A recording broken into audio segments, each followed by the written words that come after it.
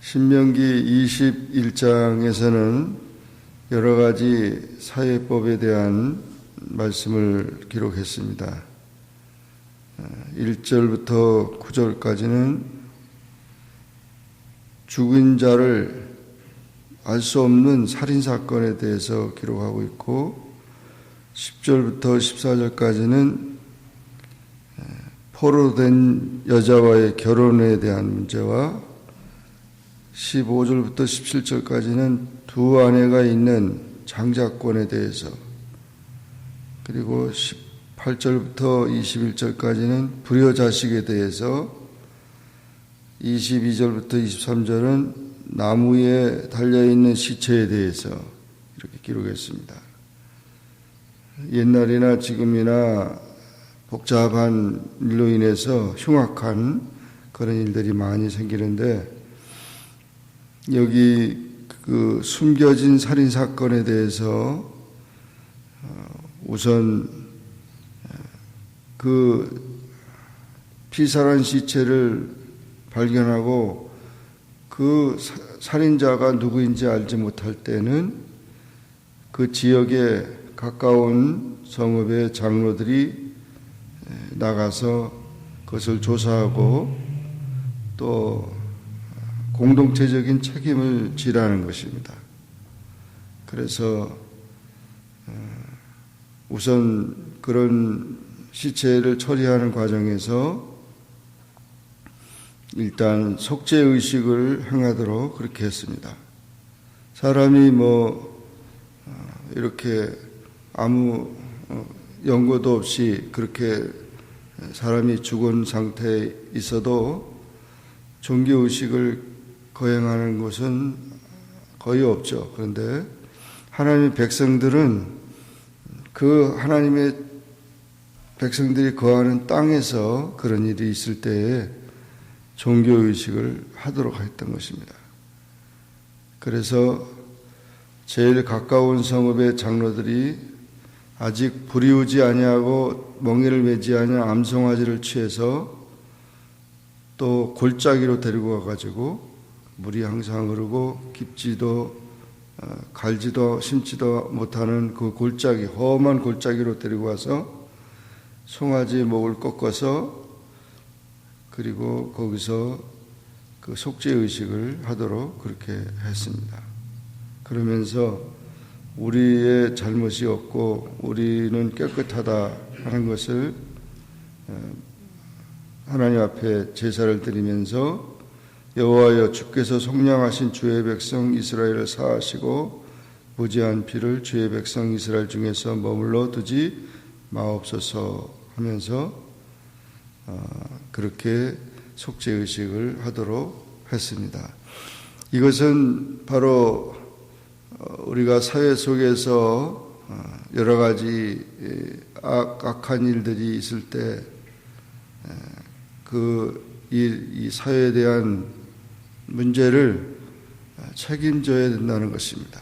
그 당시 그 지역 이런 모든 하나님의 백성들이 그것을 책임져야 된다. 예수 그리스도께서는 우리 인생의 모든 죄악을 책임지기 위해서 이 땅에 오셨고 이 땅에 오신 목적이 십자가에 달려 인류의 모든 죄악에 대한 저주를 받고 죽임을 당하기 위한 것이었습니다. 그와 같은 예수님의 정신을 보면서 우리는 사회의 모든 문제가 나하고는 상관이 없다, 우리 가정하고 또 우리하고 관계없다 이렇게 생각할 것이 아니고 그 모든 것에 대한 책임의식을 지라는 것입니다. 그래서 필라델피아에서 일어났던 일이라든지 미국에서 일어난 일이라든지 한국에서 세계에서 일어나는 모든 일들이 다 우리와 관계된 것이고 또 그것을 위해서 기도하고 하나님의 용서와 또 하나님의 인도를 받도록 해야 한다는 것입니다. 10절 이하에서는 포로된 여자와의 결혼에 대해서 얘기를 하고 있는데 전쟁을 해서 포로 중에 그 아리따운 여자를 발견하고 아내를 삼고자 했을 때는 그를 집으로 데려가고 머리를 밀고 손톱을 베고 포로 의복을 벗기고 그 다음에 자기 부모를 위해서 1개월 동안 애곡한 후에 결혼식을 갖도록 그렇게 했고, 만약 나중에 그저 자기가 따로 살기를 원한다 그러면은 돈을 받고 팔지 말라, 그런 여성의 지위에 대한 그런 권리를 얘기했습니다. 가나안 땅의 7족속은 모두 다 어린아이까지 여자 뭐 다 처벌하라고 그랬으니까 가나안 족속의 여자들은 아니고 그런 전쟁 속에서 그 당시도 이 포로된 그런 사람들 중에 그런 일들을 명한 것입니다. 이런 모든 것을 보면 그 여성의 지위를 존중하고 약한 자를 도와주는 그런 모습이 나타나 있고, 그래서 여기 그 머리를 밀고 손톱을 베는 그런 일들은 모든 이교도의 우상숭배 사상에서 행한 일들인데, 그런 것들을 다 벗어나게 하는 징표로 보여진 것입니다. 그래서 이와 같이 하나님의 택한 백성의 의식을 가지고 그렇게 그런 여자들을 아내로 삼을 수 있게 한 것입니다. 그리고 15절 이하에서도 보면 어떤 사람이 두 아내를 두었는데 하나는 미움을 받다가 아들을 낳고 사랑을 받다가 아들을 낳았다. 그러면은 미움받는 소생이 장자라면 장자권을 미움받는 자의 여자에게도 주어야 한다는 것이죠. 이것은 공평한 하나님의 모습을 보여주고 있습니다. 야곱의 아내 중에 레아가 있고 라헬이 있는데 야곱이 라헬을 연애하고 좋아했죠. 그런데 그 아버지 라반 외삼촌이 레아를 먼저 주어서 두 아내가 생겼습니다. 그런데 하나님은 공평하신 하나님이죠. 사랑받는 라헬은 2명의 자식을 낳고 죽었고, 레아는 눈이 침침하고 그렇게 별로 야곱의 마음이 없었는데 오히려 4아들을 낳고 그렇게 이제 하나님이 은혜를 베푸셨다는 것입니다. 그러므로 공평하신 하나님이시에요. 그래서 자기 욕심대로 자기의 그 뜻대로 되어지는 것이 아니고 하나님은 모든 것을 공평하게 하시는 하나님이시다. 이런 것을 보면서 욕심을 낸다고 다 되는 것이 아니고 또 그렇게 하는 것이 아니고 모든 것을 공평하게 하시는 하나님의 뜻을 우리가 알아야 되는 것입니다.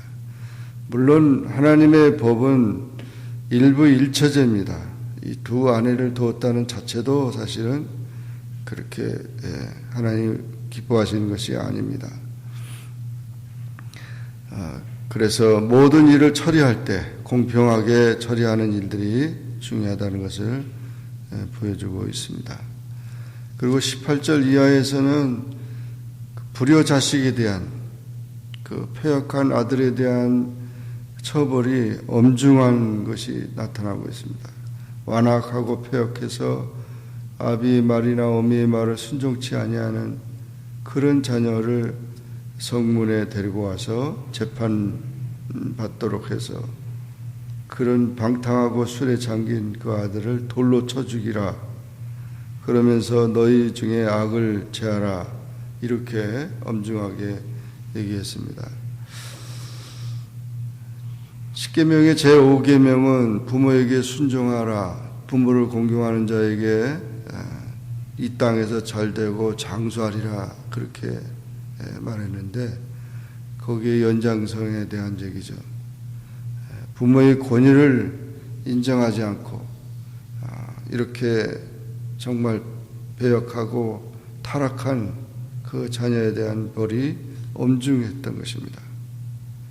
그러므로 어릴 때 교육이 참으로 중요하고 무엇보다도 순종하는 자녀로 키우지 아니하면 그 자녀들이 이렇게 오늘날도 그런 폐역한 일들이 얼마나 많은지 모르죠.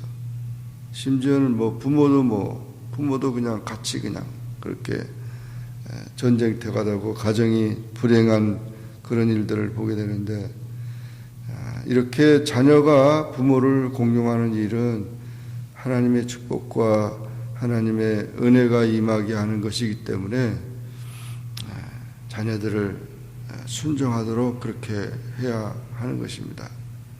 아브라함과 이삭의 그런 가정의 일을 우리가 보면서 아브라함이 100세에 이삭을 낳았으니 아브라함과 이삭은 나이로 보나 경륜으로 보나 정말 비교가 안 되죠. 그런데 이삭은 아버지 말에 절대 순종했고 심지어 자기를 제물로 바치는 그런 상황 속에서 그때 이삭의 나이는 20대 청년입니다. 그럼에도 불구하고 아버지 말에 순종하는 이삭의 그 아브라함의 가정을 하나님께서 복을 주셨던 것입니다. 아버지의 이미지가 어릴 때는 아버지는 모든 걸 할 수 있는 전지전능한 분이라고 생각합니다. 사춘기 때는 아버지는 아는 게 별로 없다고 그렇게 판단합니다. 청년 때는 아버지는 9세대 사람이라고 말합니다. 30대는 아버지와 의논하고 싶어 합니다. 50대가 되니까 아버지는 훌륭한 사람이라고 말합니다. 60대가 되니까 아버지는 나보다 나으신 분이라고 그렇게 느껴진다는 거예요. 그러니까 얼마나 사람이 이 철이 들어야 되는데 늦게서야 다 돌아가신 다음에 이제는 아버지가 그렇게 훌륭한 분이었다 이렇게 판단한다는 것입니다. 정말 우리 이 자녀들을 효도하는 자녀로 키운다는 것은 가장 큰 우리 하나님의 백성들에게서 중요한 일이고 그런 가정이 행복한 가정인 것을 보여주고 있습니다.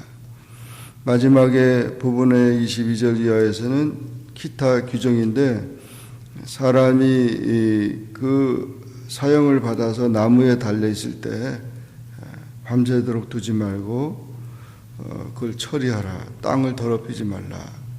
그런 나무에 달린 자는 저주받는 자라고 그렇게 표현했는데 예수님도 십자가에 달렸다가 그때 명절이 또 6월절 명절이었기 때문에 결국 하루 만에 이렇게 십자가에 내려오게 되었습니다. 이 땅이 거룩한 땅이기 때문에 그렇게 부정한 자, 그런 흉악한 것이 잔인한 그런 저주의 그런 것이 달려있지 않도록 해야 한다는 것입니다.